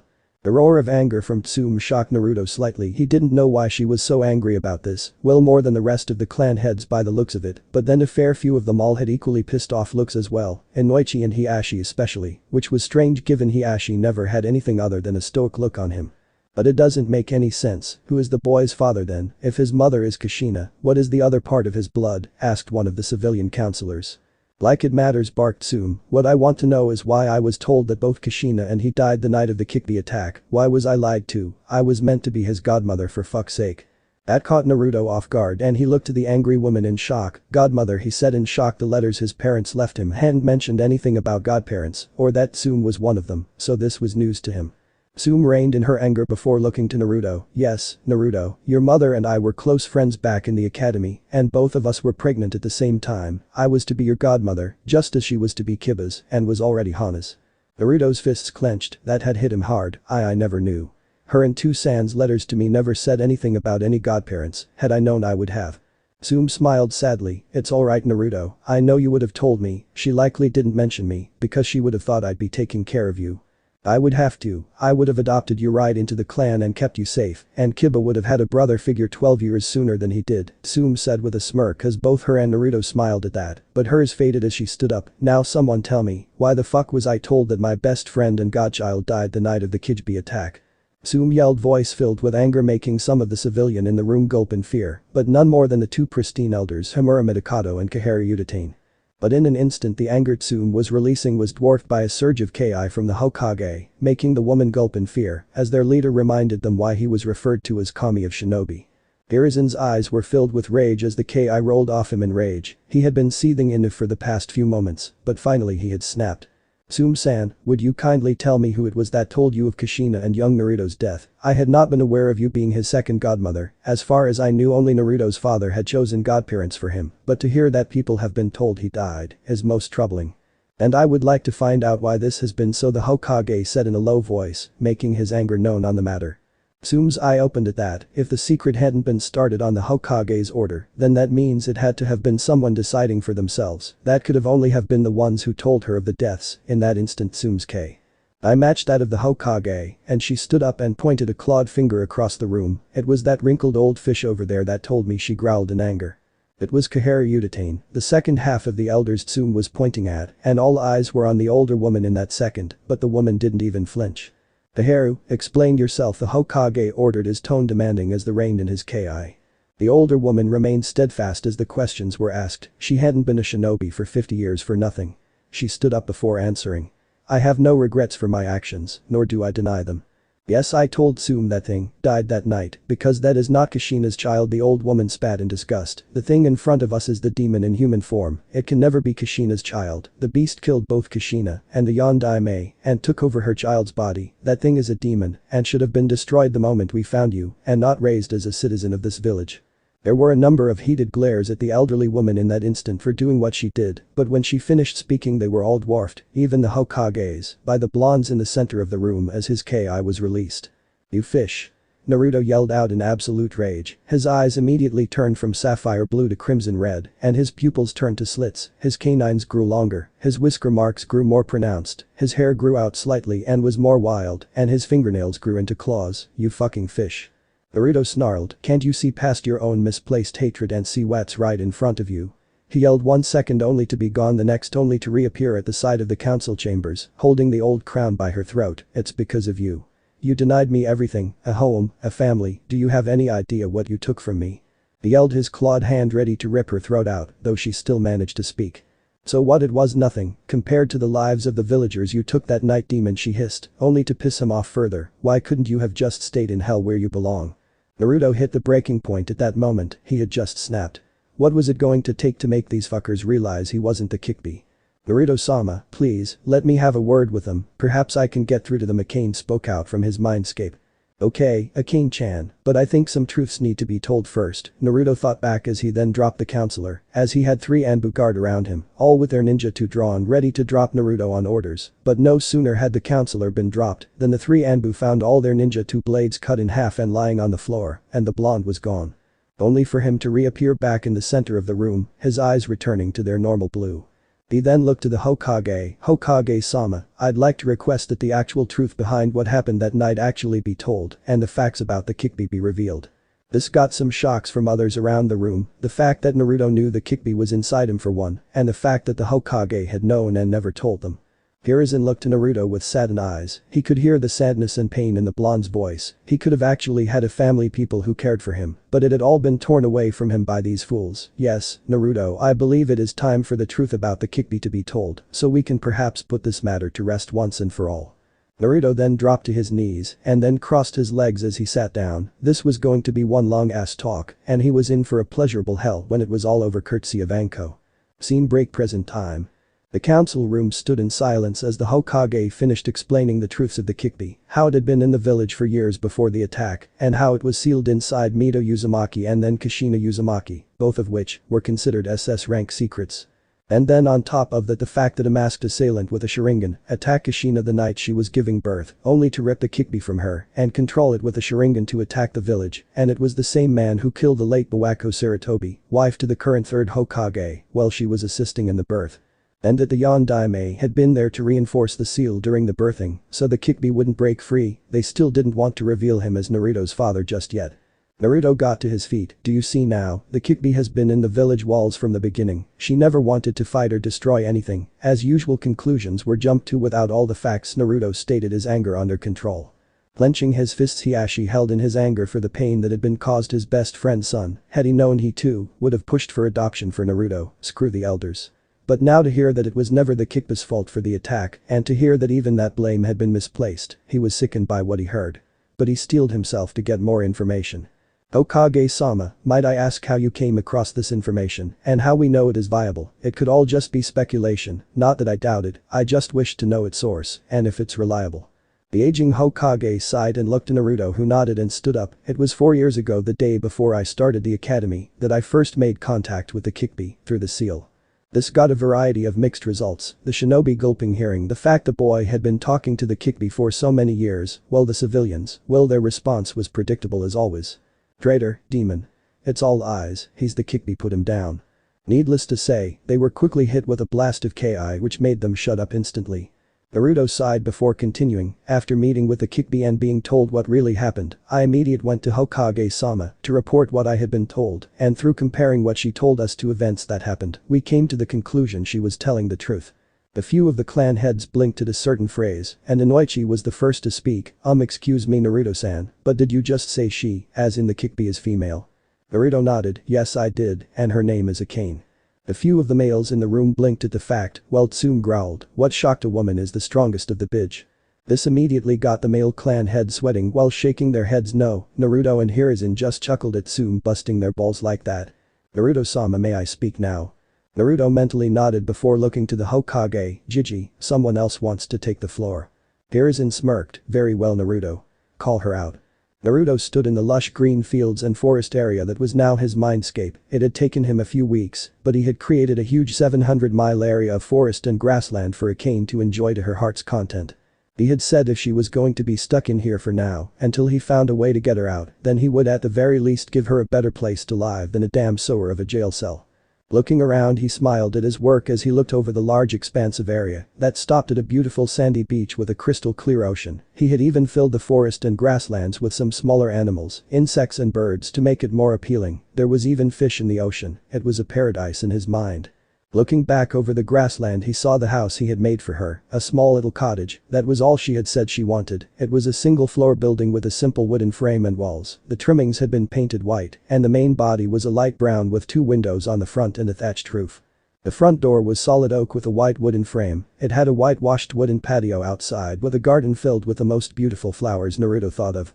Naruto started over to the small cottage, wiping his brow as he went. Creating all of this had been a tireless job, but he was glad to do it. Akane was innocent of any wrongdoings. After all, it wasn't her fault she had been controlled, though Naruto still suspected she blamed herself, and he hoped he could make her see it wasn't her fault. Opening the door to the cottage, Naruto stepped in and admired his work for a moment. The flooring was solid wood with a polished finish. The walls were a warm pale orange color. As he stepped into the small open-plan single floor, the kitchen was over to the right, and all the utilities were solid oak with a white marble countertop. There were a sink and stove all set up and a fully stocked fridge. To the left, there was an open-plan living room with a number of sofas and recliners with a stove against the wall, where they all circled it, and it was burning welcomingly. Though looking around, Naruto could see Akane anywhere inside. He knew she wasn't outside, so because she said she had something inside to give him when he was finished, so there was only one other place where she could be. Naruto started over to the left side of the cottage and the small hallway that led to the single bedroom and bathroom that took up the far left-hand side of the house. Coming to the door, Naruto stopped and knocked twice before waiting for a reply. Naruto-sama, Akane called through the door. She had insisted on calling him that regardless of Naruto's attempts to get her to do so otherwise. Hearing her call him, he opened the door and walked in. The interior was designed to how she had requested it. The room was a large square painted a fierce warm fiery red, with slightly lighter petal designs on it, like cherry blossom petals falling from their trees. The far wall had a large crystal stained glass window which let the sunlight fill the room, and in the center was a large queen-size bed with a hanging canopy above it, with a pure white quilt and pillows, and in the middle sat Akane in the Seiza position, wearing the white kimono with black trimmings that Naruto had made for her on request. Closing the door, Naruto smiled to her. "All finished, Akane-chan. I hope you like it." Akane opened her eyes and gave Naruto a warm smile back. "Yes, it is more than I could ever ask for, Naruto-sama, thank you," she said as she got up from the bed and took out a red scroll from inside her sleeve. The main body was red with black edges, and it had an old wicker body. Naruto blinked as he looked at the scroll. He didn't remember making that. "Akane-chan, where did that scroll come from? You didn't have it before all of this, I'm sure of that. She was only wearing rags before, so where had she hidden it?" Akane smiled as she held out the scroll for him. "It's a special scroll, Naruto-sama, one that only I can summon wherever I am. It's the contract for the fox summons. I'm its guardian as the strongest of the foxes, the Kikbi. That name is only a title, and because of this the foxes have never had a summoner," she said as she handed the scroll. "I wish for you to have the honor of being our first summoner, Naruto-sama." Naruto looked at the scroll, surprised at the sudden offer. He had read about summoning. All of the greatest shinobi had them, and even the clans of Konoha had them. The Uchihas had the crow and raven contracts, the Sarutabas had the monkeys. The legendary Sannin each had their own Tsunade. The legendary Medican, granddaughter to the first Hokage and grandniece to the second, held the slug contract. The toad Sannin Jiraiya held the toad contract, which was also the one his father had used, and then Orochimaru had the snake contract, which Anko also had signed. There were a number of other contracts floating about, but the chances of him signing one of them before he even became a shinobi were near impossible, and there were some that the Hokage had sealed away in his vault as they were deemed too dangerous to allow average shinobi to sign. It was law that any contract found on a mission was to be turned over to the Hokage, and he would decide whether or not it could be signed by the one who found it, and them allowed to keep it or sealed away with reward given for its retrieval. Looking at the scroll, another thought hit him and his eyes went wide. "Akane-chan, if I signed this, then couldn't I technically summon you out of this seal into the physical work?" Akane nodded with a smile. "Partially, yes, you could, although the seal will still keep me linked to you. If you die, I die, and keep 7 of my 9 tails worth of power sealed within you. I'd have as much chakra as 20 Jinin shinobi, and the seal would pull me back inside after 5 hours or so." Naruto frowned, hearing that he had thought he had found a way to get her free of the seal, but he would still do that. This would just be a temporary solution. He nodded to her. "That will have to do for now. Now where do I sign?" he said as he opened the scroll and saw the long slots for his signature and the smaller space for his fingerprints. Knowing what to do, he put his finger to his mouth as he channeled chakra into his teeth before drawing blood. He signed his full name and then covered each fingertip in blood before pressing them in the space and closing the scroll back up before handing it back to Akane. She took it smiling, "Thank you for accepting, Naruto-sama." Naruto smiled back, "Of course, I would, Akane-chan, and if it's a step closer to getting you out of here, I'd do anything." Akane smiled at his passion, but slowly it faded to a frown before she spoke. "Naruto-sama, if I may ask a question, why are you doing all this?" After all, she started, but Naruto cut in. "Because I don't blame you at all, Akane-chan, I don't blame you for any of it, and you shouldn't have to suffer for what you didn't do, that's something I know all too well," Naruto said as he began to frown. Akane's hair shaded her eyes as she looked to the ground. "I'm sorry, that was all my," she started again.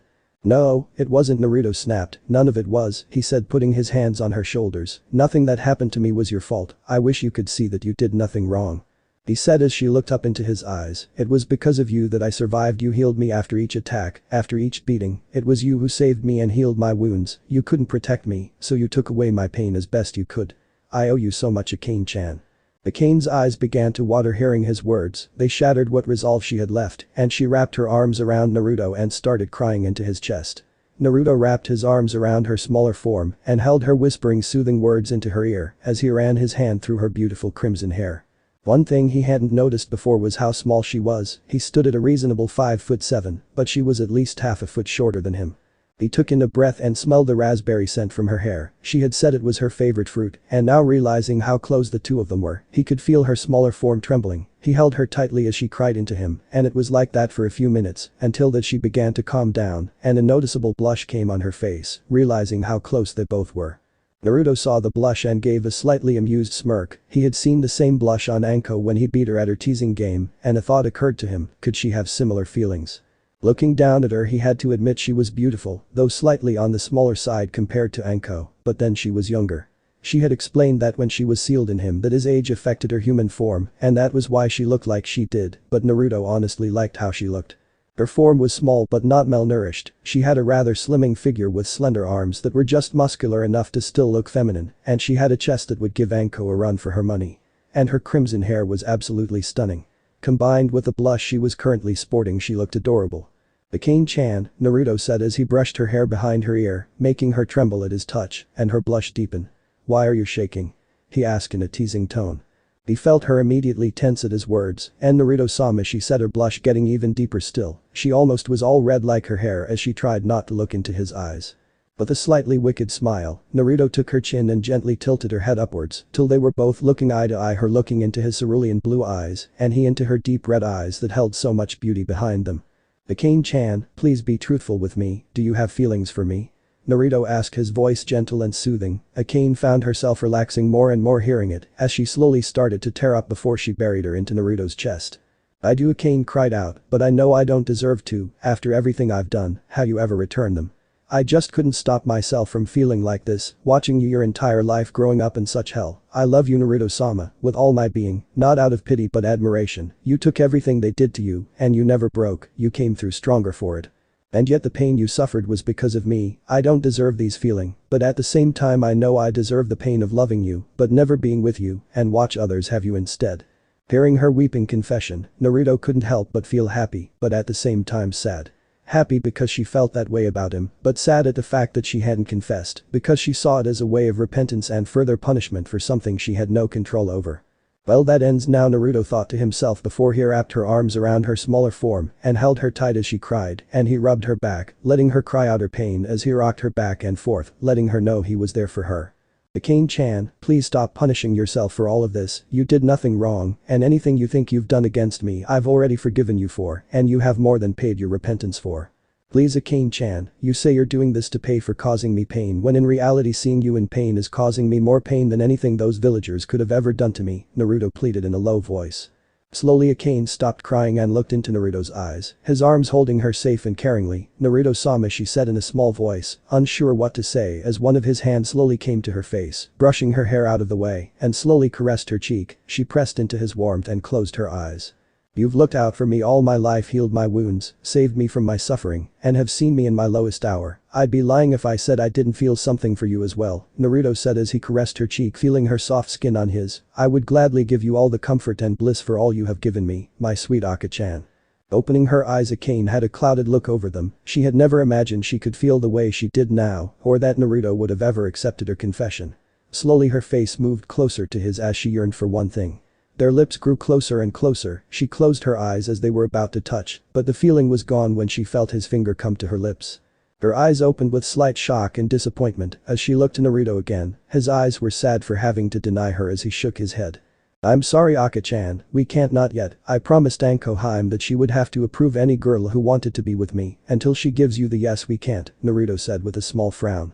Akane frowned as well before she hugged Naruto, her head resting on his chest. "It's alright, Naruto-sama, I can wait. I know Anko-san is a reasonable girl, and we share the same love. Just promise me you won't make me wait longer than I have to." Naruto smiled as he hugged her back and sighed contently. "I promise, Aka-chan, I promise." Flashback end. But the Hokage's go ahead. Naruto nodded and turned, walking to the center of the room before raising his hand as he channeled chakra into one of his teeth, sharpening it as he pricked his left thumb before smearing it on his right palm and starting to cycle through the hand signs before raising his right hand and calling out, "Kuchiyus no Jutsu. Kikbi." His hand hit the ground and all the counselors' eyes widened, hearing him as the summoning diagram spread out from his hand and then erupted in a large plume of smoke. Everyone tensed, expecting the smoke to clear, showing the nightmare that had attacked the village 16 years prior, but instead as the smoke cleared there was no fox, only a young teenage girl with long crimson hair and a crimson-red kimono with a black trimmings and sash. The only evidence that she was different were the 9 tails that were coming out from the base of her spine and her slit red eyes that promised pain to her enemies. Seeing what had just happened, the civilian side acted as you would have expected. They freaked. "The Kikbi is free. Quickly kill the monster before it can escape, the demon brat had doomed us all." Hiruzen clenched his fists and was about to silence them with his kai when someone beat him to the punch. Akane's fists clenched and a force that felt like 1,000 deaths washed over the entire room, making the civilians pale and shut up as the pressure mounted on them from the girl. "You're the monsters." Akane roared in anger. "You call me a monster, after all that you have done?" She continued, her eyes glowing red in anger as her teeth turned to fangs. "The things I have witnessed from my seal, things not even demons would do, attacking a child. You bastards make me sick. If it weren't for Naruto-sama I would destroy you and this Kami-forsaken village for what you have done. Not even the Shinigami would devour your souls for fear of poisoning himself with your stupidity and cowardice." The clan heads were brought into shock at the sudden outburst. They were aware that Naruto had been treated poorly because of his status as Jinchuriki, but this had been the first any of them had heard of attacks. Tsume's claws were starting to grow as her anger grew. Hiashi was doing his best to restrain himself from activating his Byakugan, and Inoichi was clenching his fists as they realized there was more kept from them than they had realized as they looked to the Hokage as his eyes were shaded over by his hat. His anger only visible by the slowly splintering arms of his chair as he gripped them with his hands, as he remembered each of the times Naruto had been brought to his office. The last time had been one of the tamer attacks, and Anko had stopped it before it had gone further. Naruto placed his hand on Akane's shoulder to calm her down, feeling his hand she understood, and slowly brought her kai down as she calmed down. Akane-san, Tsume spoke through gritted teeth as she tried to contain her rage. "What do you mean attacking a child?" Akane turned to look at Tsume. She could hear the anger in her voice as her own slowly settled down and frowned before she answered and looked to Naruto for permission to tell them. Naruto's eyes were shadowed by his hair, but he gave a single nod of the head subtly to go ahead. With a frown, Akane nodded back as her fists began to clench, keeping herself in check before speaking. "I'm referring to the savage attacks that Naruto-sama suffered for years because of these stupid, blind, ignorant civilians. Why he still wants to stay here I do not truly know. I have pleaded with him over the past 4 years just to leave. There is not a street in this village that he was not chased down by mobs to be caught and beaten till near death. The things Naruto-sama has suffered under the monsters in this village, I would not wish on my worst enemies or even the worst criminals. Even some of the things done to him most criminals wouldn't have done out of human decency." The Ashi was infuriated as he steadied his breathing before speaking, not sure if he wanted his answer, but he had to know the extent.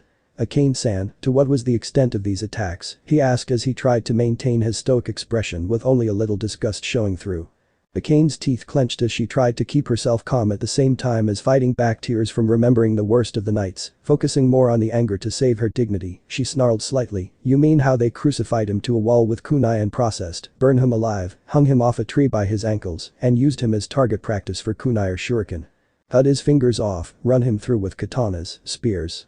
Gouged, burned and ripped his eyes and tongue out before piercing his eardrums before tossing him into a river all before he was 6 years old. Akane said finished in a yell, her control long gone. Enough. Sum yelled, not being able to take it anymore, her anger overpowered by her maternal pain and shame of not having stopped this, of having failing her dearest friend and godchild as she began to break down in tears. The sight of which disturbed the other clan heads. Sum was one of the hardest women in the village. She was the one who drove people to tears before they wet themselves and cried for mercy, which she rarely gave. To see her in tears was something none of them expected. Naruto quickly moved to his new godmother's side as she pulled him into an embrace, while pleading with him to forgive her for not being there and praying for Kushina to forgive her for not protecting him as she should have. Naruto had returned the hug and was telling her there was nothing to forgive as he tried to hold back his own tears at having a family that wanted him. The moment was interrupted by a rather fat and stupid civilian who had managed to finally snap out of his scared state. Traitor, you fucking demon-loving war. The man had started to yell only to be silenced once and for all as his head fell from his shoulders and smoke rose up from the man's neck as the wound had been cauterized due to the red chakra around Akane's hand, who was now standing behind the collapsing corpse of the dead man. The only demon around here is me and you'd be best to remember that. Akane yelled, making the civilians cry out in terror of the kick be killing someone. But everything came to a screeching halt when the Hokage unloaded his kai for the first time that meeting in a higher concentration than before, making each of the civilians nearly wet themselves in fear. That is enough. Hiruzen yelled out as his anger finally came to the boiling point. All civilians will sit down and shut up, or so help me Kami, I'll have each of you worthless bastards executed for breaking the law I passed 16 years ago, which I have heard each of you break in years past. Fuck the paperwork for the executions, I'll kill each of you myself. The civilians quickly retook their seats in fear of the Hokage making good on his threats, though some were sitting uncomfortably after emptying their bowels in their pants, and there was a rather unpleasant smell, while two Anbu started spraying the floor down with low-power water jutsu and spraying some air freshener until after the meeting. Hiruzen cleared his throat. Now, Akane-san, you have been called here to attest to the events that happened that night 16 years ago. Can you present any evidence to confirm the fact that you were under game jutsu? I can, the written testimony of my previous container, Kushina Uzumaki and Naruto's father, in the form of 2 letters which you gave to Naruto-sama 4 years ago, it would be all the proof I need. However, I ask that only you and the clan heads read them, because these civilian bastards don't deserve the privilege of touching 2 of Naruto-sama's most treasured possessions. Akane finished spitting at the civilians with disgust. Hiruzen nodded, I will respect that request, and I will look over the letters on a later date and confirm them in another meeting. If any of the clan heads wish to read their contents, I will arrange that also. It will also confirm without a doubt of Naruto's heritage and that he is Kushina's son. Tsume and Naruto finally broke their hug as Tsume looked to the Hokage with a fire in her eyes, one of anger directed at the old man. With all due respect, Hokage-sama. Why the fuck did you wait until now to reveal Naruto heritage? Wouldn't 16 years ago have been better? Slowly Hiruzen nodded, not angry with Tsume's outburst as he understood it, as he had been cursing himself for not doing it all those years ago. Yes, revealing his heritage all those years ago could have prevented all of this, but it also could have cost Naruto his life. Kushina and Naruto's father were both heavily wanted and revered in the war, and to name him as their child would have put him under constant threat with them both gone. Then why not have let us adopt him into the clans back then? We could have protected him from any attacks. Tsume growled. She had actually pushed to take Naruto into her clan, as had many of the others, each for varying reasons, but each of their requests had been denied by the Hokage office. As much as I wanted Naruto-kun to have a family, and had I known of you being his second godmother, I would have done so in a heartbeat, but to place young Naruto in any of the clans would have been just as dangerous. Each clan lost members, and so there would have been hatred from within each of the clans. Placing him in one could have resulted from an inner assassination. If not, it would have also tipped the balance of power of the clans in favor of the chosen clan, and the others might have revolted. Adding on to that his clan heir status, it would have meant handing over the wealth and possessions that rightly belonged to Naruto. Those were my reasonings. The aging Hokage said, sounding more and more weak. I had thought that by keeping him free from the clans would have given me more ability to protect him. As a clan child, I am limited to what I can do. Given clan laws, I would have been restricted from removing him if a problem was found, and it would have been too late. By leaving him an orphan in hopes of a normal family adopting him, I was able to post guards to keep him safe or pull him from trouble, should any have arisen, but with increasing demands and our numbers still recovering from the last war and then the attack, I had limited manpower, and he was left vulnerable to many times. For this, I have begged Naruto's forgiveness on many times, and I will do so many times more, and while I cannot make right the wrongs of the past, I will see they are somehow given justice for. Hiruzen said as he started getting some fight back in his voice. This seemed to scare some of the civilians as to what justice he was referring to when he meant by given justice. Well, the clan heads were nodding in approval, as was Naruto. Hiruzen had told Naruto about the clans trying to adopt him when he had first been born, and he had explained his reasoning just as he had now. Naruto understood that as Hokage, he had to look out for everyone in the village and not show favor on any single clan or person. His father had known this also, and he wasn't angry at Hiruzen for failing to protect him. He blamed the foolish civilians for that. They were the ones who had caused the pain out of their stupidity, and now they were going to start paying for it, even if it was just a little. As of right now, all those who have had a record of any assault on Naruto are hereby ordered to pay over half their estate worth to the Uzumaki clan as recompense for crimes against the clan. Furthermore, anyone who is suspected of knowing about, partaking or had any involvement in the attacks is ordered to report to the T&I department to have their minds checked and their crimes recorded before paying the same amount. Anyone who refused to do so will be stripped of their citizenship and executed, and all of their estate will go to the Uzumaki clan, and should any of them have a second crime recorded or attempt to do so, will suffer the same fate Hiruzen ordered. You can't do that, we have rights. Another dumb civilian yelled in outrage at this decree. Hiruzen simply waved a hand, and an Anbu came out of the shadows and ran a katana through the man's head, killing him instantly, making the other civilians grow a shade paler at the death as more bowls opened and more air freshener was needed, though it wasn't doing much good at this point. I can do this, and I am, in fact, I am ordering each civilian council member to be first in line for a mind check with T&I, and each of you had better pass, as I am ordering your removal from this council, should you fail, as well as the reparations to young Naruto's clan, Hiruzen said with a scowl. Hokage-sama, may I make an additional request? Naruto asked from beside Tsume. Getting a nod, he continued, well, we're on the subjects of reparations. One Sasuke Uchiha has stolen the workings of the Uzumaki Kaiten Kasai Hakushu no Jutsu and used it without permission in his genin graduation test as his final jutsu. Under clan law, I demand compensations are made for the stolen jutsu from the Uchiha clan, and whoever gave him the knowledge of the justice workings pay as well. The only other people who knew of its workings were the counselors in this room, and I highly doubt any of the clan heads would do such a thing as to pass on a jutsu without source of its origins. I request that it be an additional topic in the mind search by T&I. Hearing the request, Hiruzen nodded. By my order, reparations will be made for the stolen jutsu of the Uzumaki clan and by the Uchiha clan, and the culprit will be found and pay as well. No sooner had Hiruzen said that there was a loud bang at the door of the council room door, making everyone look to it as two Anbu dropped down katana as the ready to defend the room before the next hit burst the door open, revealing a very sexually frustrated Anko. Naruto. Anko yelled as the doors flew open. I said 1 hour, it's been 3, you know what that means. Naruto gulped slightly while he knew he was stronger than Anko. She was rather scary when she didn't get her fun timer Dango and Raymond, and right now she was walking over with him in her sights, licking a senbon needle with a dangerous glare on her face that was scaring most men in the room. Naruto quickly raised his hands. Anko-chan, please let me explain, it wasn't my fault, I was planning to come right home, but then all this happened and I couldn't get out of it, he said very quickly as she was coming ever closer. Akane-chan, a little help here. Naruto yells in a last-ditch attempt to save his balls.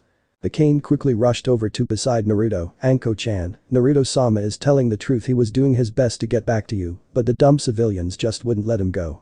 Anko completely ignored her as she got to Naruto and grabbed him by his shirt collar. I don't care. I just want you to shut up, get home and fuck me already.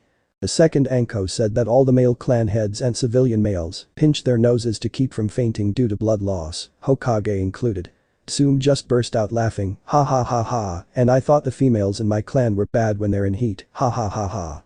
One of the civilian women pointed at Anko. Do you have any shame, you snake war, she said before she found her head rolling along the ground, just like the first dumb counselor, as Akane walked back over to Naruto and Anko. Like the Hokage said, your lives are already forfeit for breaking his law, no one cares if you die, so it would be wise to watch your tone, should I decide to just end you for talking ill of Anko-chan, Akane said with a dangerous glare, making the civilians shiver as they each felt a warm stream flowing down their legs. Naruto shook his head slightly. Hokage-sama, can we please wrap this up already, before we run out of civilian counselors for this meeting, and I pass out from the smell of shit in this room cause of these fools who can't control their bowels. Is that what that stink is, Kami, that's bad. Anko yelled as she smelt it too. Hiruzen, who was covering his mouth and nose, nodding, "I second that, Naruto. Alright, let's hurry up. I move for the reinstatement of the Uzumaki clan in Konoha and move for the immediate vote of the clan heads. Civilians have no say in clan matters." The Yamanaka clan supports the reinstatement of the Uzumaki clan in Konoha, Inoichi says as he stands up. The Nara clan supports the reinstatement of the Uzumaki clan in Konoha, Shikaku said lazily as he did the same. The Akimichi clan supports the reinstatement of the Uzumaki clan in Konoha, Chimza declared standing up beside his teammates. The Haika clan supports the reinstatement of the Uzumaki clan in Konoha, Hiashi said proudly as he stood up. To hell with what the elders wanted, he would support his friend's son. The Aburami clan supports the reinstatement of the Uzumaki clan in Konoha, Shibi said plainly as he stood up, but then that was the normal for an Aburami, not very passionate guys.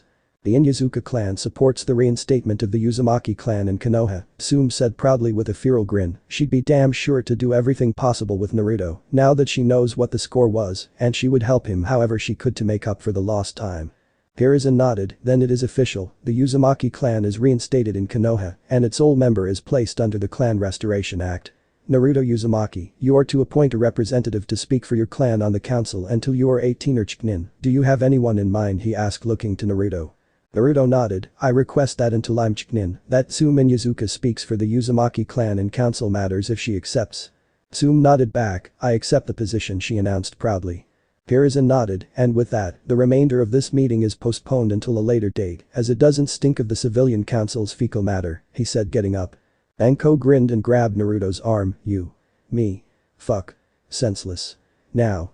She said as she began pulling him towards the door, making the men grateful they're already pinching their noses cause of the smell, and Tsume smirk. Good luck to you, Naruto. Something's telling me your mother is smiling down on you now and your father is laughing for finding a woman who's nearly as horny as Kushina was. The Kane giggled watching Anko drag Naruto away before calling after them, Anko-chan, remember our deal, she called with a growing blush before poofing and returning to the seal. Leaving several Anbu groaning as they started clearing up the dead bodies and the feces off the floor. Something was telling them this would be the norm after every council meeting from now on. Chapter end. Alright, that's it for today's video guys. Let me know in the comments section how was the story, and also don't forget to like, share and subscribe. I will meet you in another video. Peace out.